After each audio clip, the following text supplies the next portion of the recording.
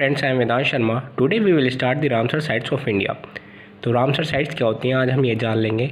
उसमें भी दो होते हैं, उनको वेटलैंड्स भी बोला जाता है। वेटलैंड्स में भी दो होते हैं, स्वैम्प एंड मार्श। ठीक है, तो ये स्टार्ट करने से पहले मैं आज आपको एक कोट से शुरुआत करना चाहूँगा। The world has everything for our need but not for our greed. इस संसार में भगवान ने हमें सब कुछ दिया, उपयुक्त मात्रा में दिया, लेकिन वो क्या है, लिमिटेड है। लिमिटेड मतलब अगर हम उसे बेवजह कहीं पर भी कैसे भी वेस्ट करेंगे तो एक दिन ऐसा आएगा वो ख़त्म हो जाएगा। आने वाली जनरेशन के लिए कुछ नहीं बचेगा, हम पछताएंगे। और आप धीरे धीरे देख ही रहे हैं कि क्या हो रहा है। धीरे धीरे बारिश कम हो गई है जहाँ पड़नी चाहिए। उत्तर प्रदेश का ही हाल देख लो आप, 5-6 सालों से बारिश बहुत कम हो गई है इधर। ठीक है, मानसून लेट आने लगा है। तो हमें ये सोचना होगा कि हम चीज़ों को कैसे कर सकते हैं। हम गवर्नमेंट को दोष देते रहते हैं, उससे कुछ नहीं होगा। हमें अपनी सोसाइटी को इंडिविजुअली घर से ही हम चीज़ें को सीखते हैं। अपनी सिविक सेंस को बढ़ाओ, लोगों को सिखाओ, पढ़ो और अपने गोल्स को हाई रखो बस। तो आज हम जान लेते हैं कि वेटलैंड्स होते क्या हैं। ठीक है, वेटलैंड्स में 2 टाइप्स होते हैं, एक तो स्वैम्प होते हैं, एक मार्श होते हैं। तो स्वैम्प में क्या होता है, वहाँ पे जो होते हैं ट्रीज़ जो होते हैं ज़्यादा होते हैं। एंड मार्श क्या होता है, small plants of and grass होती है। वहाँ पे छोटे छोटे पेड़ होते हैं एंड ग्रास होती है। ठीक है, अब वेटलैंड्स हम किसी को भी बोल सकते हैं। ऐसे तो तुम्हारे घर के आसपास कुएँ हैं, वेल हैं, ये सब वेटलैंड्स हैं। नदियाँ हैं छोटे छोटे से, ये सब वेटलैंड्स हैं। लेकिन नहीं, ऐसे तो जंगल भी होते हैं, उन्हें बायोस्फीयर रिजर्व नहीं बोला जाता। वेटलैंड्स वो बोले जाते हैं।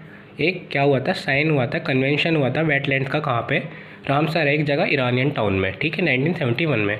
तो इसमें क्या होता है, इसमें जो conservation on wetlands of international importance, तो कन्वेंशन हुआ था, इसने क्या करा था, होल्ड करा था unique distinction of being the first modern treaty between nation aim to conserve natural resources. ठीक है, हमें नेचुरल रिसोर्सेज को बताना होगा। CO2 बढ़ती है, CO2 बढ़ेगी, ग्लोबल वार्मिंग बढ़ेगी, ग्रीन हाउस इफेक्ट बढ़ रहा है। ठीक है, उससे क्या गर्मी बहुत ज़्यादा, ये धीरे धीरे टेम्परेचर बढ़ने लगा है। आज से 10 साल पहले जो टेम्परेचर था शायद नहीं था इतना। हर 5 साल में 1 डिग्री टेम्परेचर इंक्रीज़ हो रहा है। तो आप सोचो 2050 तक क्या हाल होगा। ठीक है, तो रीज़न क्या था, इंक्रोचमेंट, इंडस्ट्रियलाइजेशन एंड पोल्यूशन। अब हम जान लेते हैं कि वेटलैंड ज़रूरी क्यों है इतने।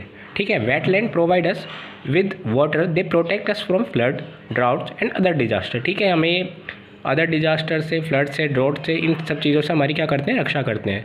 दे provide food and livelihood to millions of people, they support rich biodiversity and they store more carbon than any other ecosystem.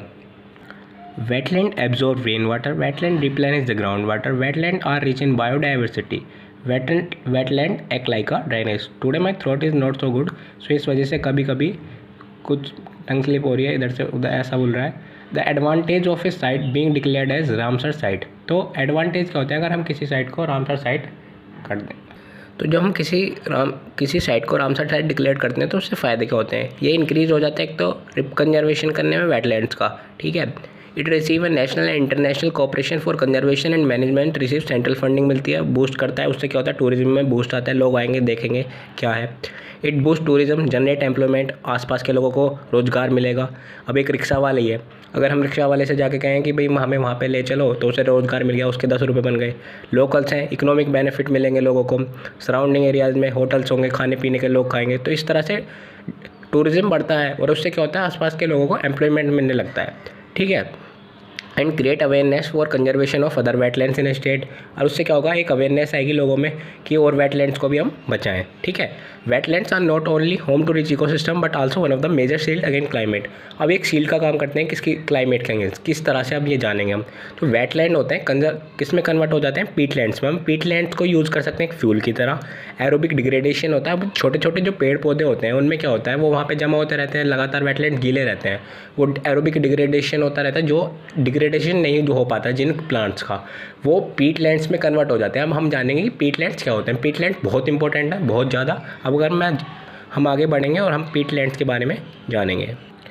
If we want to conserve the environment then we have to conserve the peatlands. अब आप जान सकते हो कि Peatland कितने important है। अगर हमें अपने इन्वायरमेंट को कंजर्व करना है, उससे बचाना है, तो हमें किन्हें बचाना होगा, पीटलैंड्स को बताना होगा। अब पीटलैंड्स होते क्या है, peatland store a very high concentration of carbon per square metre because of the partially decompose plant.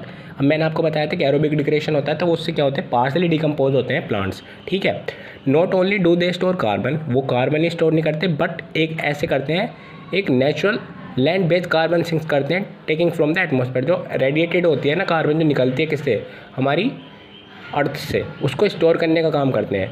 There is just over 3 million kilometre square remaining of natural peatland. पूरे वर्ल्ड में 3 million kilometre square natural peatlands हैं पूरे world में, या कह सकते हैं कि 3% वर्ल्ड लैंड एरिया का। How ever this area contain more than 550 giga tons of carbon. तो जान सकते हैं हम कितनी, मतलब ऑलमोस्ट 40% पूरा सोइल कार्बन का पूरे वर्ल्ड वाइड का। ग्रीन हाउस इफेक्ट बढ़ता है, उससे क्या होता है, इंक्रीज होता है किसमें, ग्लोबल वार्मिंग। ग्लोबल वार्मिंग जितनी बढ़ेगी, अब ग्लोबल वार्मिंग ओजोन लेयर का डिप्लीशन होता है, ग्लोबल वार्मिंग बढ़ती है, सन से निकलने वाली जितनी भी रेज है वो ज़्यादा आएंगी और लोगों को गर्मी उतनी बढ़ती चली जाएगी, और आपको पता है कितना नुकसान होता है इससे। तो 2 फरवरी को जो कहता है वर्ल्ड वेटलैंड डे मनाया जाता है, marking on the date of adoption of the convention on wetland on the 2 Feb 1971। Iranian थी एक जगह, मैंने आपको पहले भी बता चुका हूँ वीडियो के स्टार्टिंग में ही, ठीक है। वहाँ पे एक रामसर नाम की एक जगह थी, ओके। तो इस्टेब्लिशमेंट टू रेज अवेयरनेस, इसका इस्टेब्लिश क्यों थी, awareness about the value of wetland की, ताकि हम वैल्यू जान सकें। वेटलैंड्स में ही पीटलैंड बनते हैं, पीटलैंड्स होने की वजह से ही क्या होता है, कार्बन जो स्टोर हो पाती है, रेडिएटेड जो होती है, ठीक है। 1% है, आपको पता होगा, कार्बन एंड अदर गैसेज हैं पूरे एटमॉस्फेयर में हमारी जो है। इस्टेब्लिशमेंट टू रेज अवेयरनेस बता ही चुका था। तो फर्स्ट टाइम 1997 में हुआ था कि लोगों के बीच में, ह्यूमैनिटी एंड प्लानेट के बीच में जो प्लांट्स हैं, वर्ल्ड वेटलैंड डे का सेलिब्रेटेड करते हैं for the first time in 1997 में। अब हम जान लेते हैं कि रामसर साइट्स कहाँ पर हैं और कहाँ पे। सबसे पहले हम स्टार्ट करते हैं उत्तर प्रदेश में। तो उत्तर प्रदेश में है Nawabganj bird sanctuary, Chandrashekhar bird sanctuary. फिर सेकंड है पार्वती अर्गा, ये आगरा नहीं अर्गा ही है, Parvati Arga bird sanctuary, Saman bird sanctuary, Sandi bird sanctuary. Upper Ganga river है कहाँ से, ब्रज घाट से लेके नरोड़ा स्ट्रेच तक। Sarsai Nawar Jheel, Samaspur bird sanctuary, Sur Sarovar also known as Keetham lake. ये अभी अक्टूबर 2020 में ही शायद ये हुआ है जो रामसर साइट है। इंडिया में टोटल ऑफ 42 रामसर साइट्स हैं। फिर अब मैं बता देता हूँ कि आपको ऑक्सबो लेक कैसे होते हैं। जो रिवर ऑलवेज फ्लो इन अ मेंडर, मेंडर मतलब यू शेप में हो जाते हैं, वो ऑक्सबो लेक बन जाते हैं, ठीक है। ऑक्सबो लेक बहुत ज़्यादा ज़रूरी है, वहाँ पे पानी इकट्ठा हो जाता है, एक तरह से झील सी बन जाती है, ठीक है। रामसर साइट कौन सी, हम केरला में देख लेते हैं। Vembanad Kol wetland, India longest lake है यहाँ पर। सस्तम कोटा लेक है, अष्टमुड़ी लोका लेक, अष्ट का मतलब 8 होता है, अष्टमुड़ी लोका लेक, 8 बार जो मुड़ गया उसे हमने बोल दिया अष्टमुड़ी लोका लेक, ठीक है।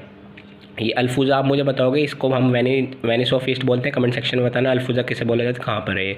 अब रामसर साइट इन मध्य प्रदेश में भोज वेटलैंड, नंदूर, मधेश्वर, ठीक है। रामसर साइट जो है गुजरात में एंड राजस्थान में सांबल लेक है, नाल सरोवर बर्ड सेंचुरी है, केलोंदा नेशनल पार्क है। एक केलोंदा नेशनल पार्क क्या है, एक यूनेस्को वर्ल्ड हेरिटेज साइट। मैंने आपको बताया था यूनेस्को क्या है प्रीवियस वीडियो में बता चुका हूँ आपको यूनेस्को क्या से किसी को भी वर्ल्ड हेरिटेज साइट करता है और क्या क्या होता है, ठीक है। आप सांबल लेक के बारे में आप मुझे बताओगे सांबल लेक में क्या ऐसा है खास है कुछ। फिर हम जान लेते हैं रामसर साइट ऑफ महाराष्ट्र में भी लोनाल लेक हुआ है, पहला इसे अपना वेटलैंड का वो रामसर साइट मिली है महाराष्ट्र को। Ramsar site of Bihar, Kabartal wetland है ये बिहार में, ठीक है। आप मोंटी काक्स रिकॉर्ड बताओगे ये क्या है। Ramsar site in Tamil Nadu and Andhra Pradesh में कौन से, Kolleru lake, point Calimere wildlife and bird sanctuary, black buck भी है।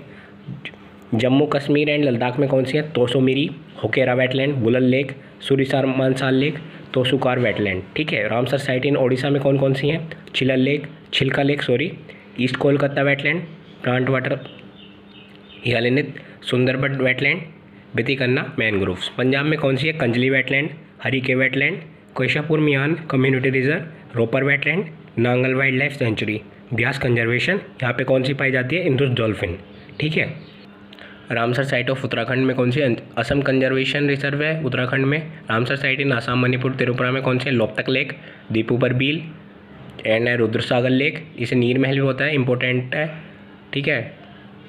टूरिस्ट स्पॉट है कि Ramsar site in Himachal Pradesh में कौन सी है, Chandratal, Renuka lake and Pong dam lake. तो मैंने आपको बताया था कि today my throat is not so good, ठीक है। तो आप देख लेना इनको, चंद्राजाल कहाँ पे है, और आपका रिवीजन भी हो जाएगा और आप इनको देख सकते हैं कि ये कहाँ पर है। मैंने आपको बता चुका हूँ there are 42 Ramsar sites in India, अभी नवंबर में हुई है, ठीक है। तो आप इनके अपनी एरिया को डायमेंशन को और बढ़ा के आपके लिए इतना काफ़ी है, और आप देख लेना लिस्ट देख लेना रामसर साइट्स की। Thank you, bye bye.